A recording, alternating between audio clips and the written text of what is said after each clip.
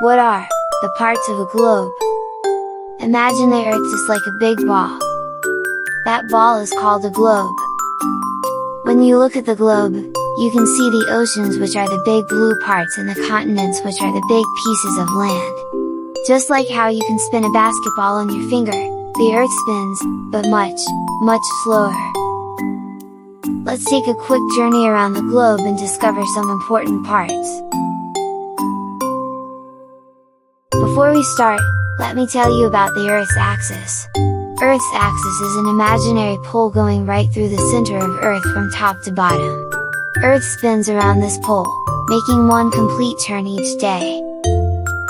Because the Earth is tilted on its axis, it's the main reason why we have seasons. Now let's head to our first part of the globe, the equator. The equator is an imaginary circle around Earth. It divides Earth into two equal parts, the northern hemisphere, and the southern hemisphere. The next part of the globe is the prime meridian. The prime meridian is the imaginary line drawn from North Pole to South Pole that divides Earth into two equal parts, the western hemisphere, and the eastern hemisphere. The next part of the globe is the latitude.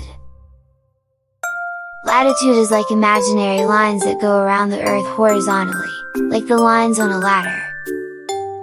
They help us find places on a map or a globe. Next part of the globe is the longitude.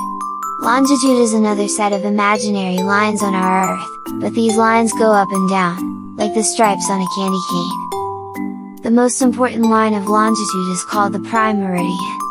The prime meridian goes through a place called Greenwich in England.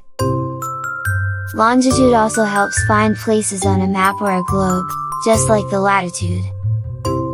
Keep in mind that latitude and longitude are imaginary lines drawn on maps or globe to easily locate places on Earth. Now we are to the last four parts of our globe. These are the four hemispheres.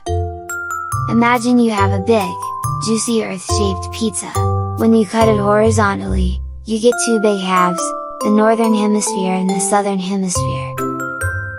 Now, let's cut it vertically, like you're cutting a pizza into two slices. These pieces are called the western hemisphere and the eastern hemisphere. Keep in mind that these hemispheres help us find places on the globe, know when it's day or night in different parts, and talk about where countries and continents are. It makes it easier to explore our planet. Recap: please pause this video to familiarize with the parts of the globe. Subscribe to my channel for more.